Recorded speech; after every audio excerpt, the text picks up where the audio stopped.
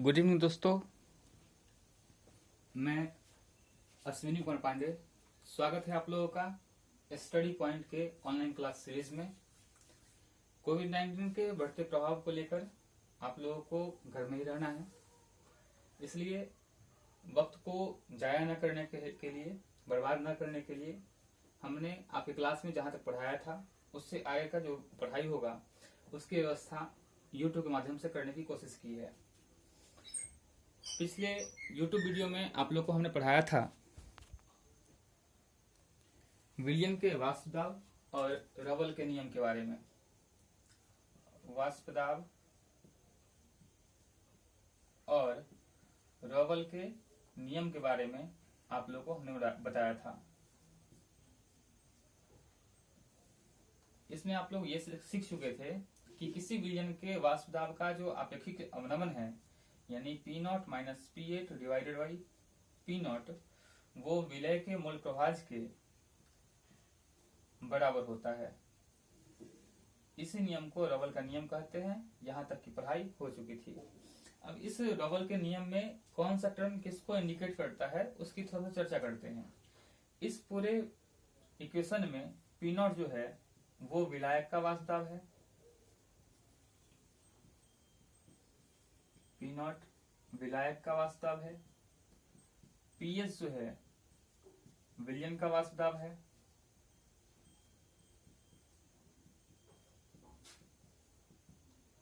Small n विलय के मोलों की संख्या है,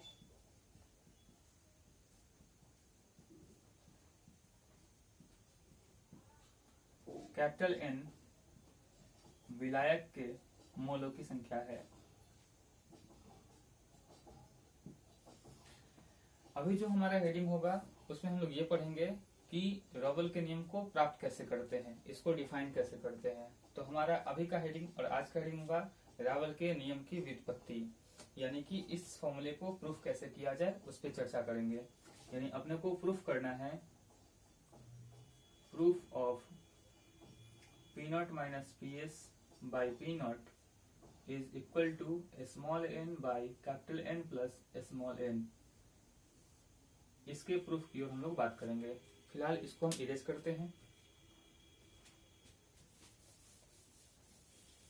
देखिए, वाष्पन और संघनन के बारे में हमने जो बताया था उसके अकॉर्डिंग अगर बात करें या फिर अगर हम बात करें कि विलायक का वाष्प दाब विलियन के वाष्प दाब से अधिक कैसे होता है, तो पिछले वीडियो में हमने बताया था कि ये बहुत इंपॉर्टेंट टॉपिक है और ये आगे तक जाएगा। विलियन का वाष्प दाब हमेशा कम होता है विलायक के वाष्प दाब से। कम क्यों होता है? क्योंकि जब हम विलयन में कोई अवाष्पशील पदार्थ मिलाते हैं, अविलेय पदार्थ मिलाते हैं, तो विलायक के कुछ अणु को वो एब्जॉर्ब कर लेता है, जिससे कि उसका वेपर प्रेशर कम हो जाता है। तो कहने का ये मतलब कि जब हम अविलेय पदार्थ मिलाते हैं तो विलायक के अणु को एब्जॉर्ब कर लेता है। तो कहने का ये मतलब, इस बात को ध्यान रखिए कि विलायक के अणु को जो अविलेय पदार्थ मिलाते हैं वो एब्जॉर्ब कर लेता है, जिसके कारण विलयन का जो वाष्प दाब है, वेपर प्रेशर है, वो कम हो जाता है। बस इतने ही बात को ध्यान रखेंगे तो हमारा काम हो जाएगा। अभी हम लोग का हेडिंग क्या है? Proof of this formula, Rawls law. तो हम लोग को बस ये समझना है कि विलायक के अणु को जो अविलेय पदार्थ हम मिलाते हैं वो एब्जॉर्ब कर लेता है, इसी कारण विलयन का वाष्प दाब कम हो जाता है। कहने का ये मतलब कि विलयन का जो वाष्प दाब है वो डिपेंड करता है विलायक के अणु पर, और विलायक अणु का संबंध किससे है? विलायक के मूल प्रभाज से। विलायक का मूल प्रभाज कहिए या हम सीधे सीधे इसका सांद्रण कह सकते हैं। विलायक के सांद्रण का सीधा संबंध विलयन के वाष्प दाब से है, जिसको हम लोग एक्सप्लेन करने वाले हैं। तो देखिए, विलयन का वाष्प दाब, अभी हमने बताया था कि विलयन के वाष्प दाब को इंडिकेट किससे करते हैं? PS से। और विलायक का मूल प्रभाज, तो हम ये भी बताए थे कि जिस किसी का मूल प्रभाज निकालना हो उसके मूल को ऊपर लिखते हैं और हमेशा डिवाइड करते हैं विलयन के मूल से। तो यदि अपने को विलायक का मूल प्रभाज निकालना है तो विलायक के मूल को ऊपर लिखेंगे और डिवाइड करेंगे विलयन के मूलों से। और विलयन का जो वाष्प दाब है विलायक के मूल प्रभाज का सीधा समानुपाती होता है। हम इसको नियम के तौर पर पढ़ सकते हैं या फिर यहाँ से लिख सकते हैं कि विलायक का अणु एब्जॉर्ब होने के कारण विलयन का वाष्प कम होता है, यानी विलायक का अणु रिस्पॉन्सिबल है विलयन के वाष्प को कम करने के लिए। अर्थात PS is directly proportional to N divided by N plus small n। यहाँ N प्लस स्मॉल n विलयन का मोल है, N विलायक का मोल है, अर्थात ये पूरा फॉर्मूला विलायक का मोल प्रभाज है और PS जो है वो विलयन का वाष्प दाब है। जब इसको हम सोल्व करेंगे तो PS आप सभी जानते होंगे कि प्रोपोर्शनल को हटाने के लिए यहाँ इक्वल का साइन देते हैं, एक कांस्टेंट K से मल्टीप्लाई करते हैं, तो कांस्टेंट इंटू n बटा n प्लस n, ये यहाँ तक का फॉर्मूला हुआ। अच्छा, यदि हम एक कंडीशन की बात करते हैं कि यदि हम बात करें शुद्ध विलायक के लिए,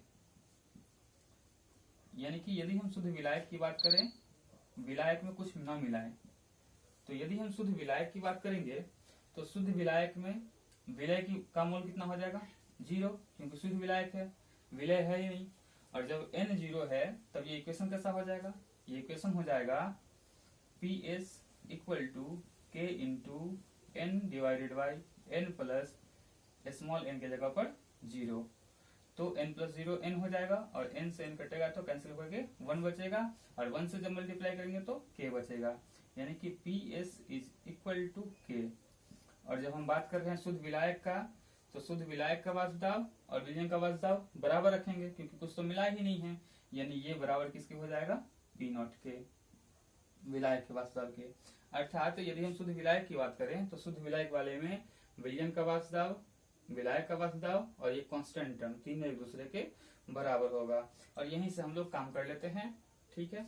इसी से हम लोग आगे बढ़ेंगे। आगे क्या बढ़ना है कि इस इक्वेशन में जहां तक हम लोग पहुंचे हैं, इसी इक्वेशन में K को इंटरचेंज कर लेना है P0 के साथ, यानी K को हम लोग इंटरचेंज करने वाले हैं P0 के साथ इसी फॉर्मूले में। तो हमारा फॉर्मूला है PS इक्वल टू K और K का जगह इंटरचेंज करके P0 into N by N plus small n। यदि हम P0 को यहाँ भेजते हैं तो उधर मल्टीप्लाई में है, इधर आएगा तो डिवाइड में, तो PS divided by P0 is equal to n by n plus n। अब दोनों टर्म को हम लोग क्या करेंगे कि 1 में से माइनस कर लेते हैं। 1 में से माइनस करने पर यानी घटाने पर, तो जब हम 1 में से घटाएंगे तो यहाँ क्या हो जाएगा? 1 माइनस PS बटा P0 is equal to 1 minus N by N plus small n। अब इसका जब हम सोल्व करेंगे तो P0 minus PS equal to इसका LCM N plus small n, तो N plus small n minus N, इससे ये कैंसिल आउट। तो फाइनली हम लोग को क्या मिला? फाइनली ये आया कि P0 minus PS by P0 is equal to small n by N plus small n। और यही आप लोग का रवल का नियम है जो आपको यहाँ दिया हुआ है। तो इस प्रकार से हम रवल के नियम का, रोल्स लॉ का डेरिवेशन निकाल सकते हैं, उसको हम प्रूफ कर सकते हैं। बेहद आसान है, बस इस बात को ध्यान रखिए कि विलायक के अणु को अविलय पदार्थ एब्जॉर्ब करता है, इसी कारण विलयन का वाष्प दाब कम होता है। बस इसी काम से आपका पूरा काम हो जाएगा। ये था रवल के नियम का व्युत्पत्ति। हमारा हिंदी मीडियम बैच का मेरे ख्याल से पहला चैनल होगा जो पूरे सिलेबस का रिकवरिंग कर रहा हो। और जो हमारे स्टडी पॉइंट के स्टूडेंट हैं जो इस वीडियो को देख रहे हैं, सिर्फ देख के ही काम न चलाएं, देखने के बाद कॉपी में नोट कर लें, क्योंकि अगर कोविड-19 का ज्यादा छुट्टी बढ़ता है तो आप लोग का सिलेबस कवर करने में बहुत दिक्कत हो जाएगा। एक बार पढ़े रहिएगा, दोबारा में अच्छे से समझ में आ जाएगा, ठीक है। तो इस तरह हम आगे भी बढ़ते रहेंगे। कम से कम एक दिन में 2-3 टॉपिक कंप्लीट करवाना पड़ेगा, तभी जाके आपका सिलेबस सही समय पे हो पाएगा, नहीं तो सिलेबस बहुत छूट जाएगा। अभी फिलहाल इतना ही, फिर अगले सीरीज में मिलते हैं। धन्यवाद, जय हिंद।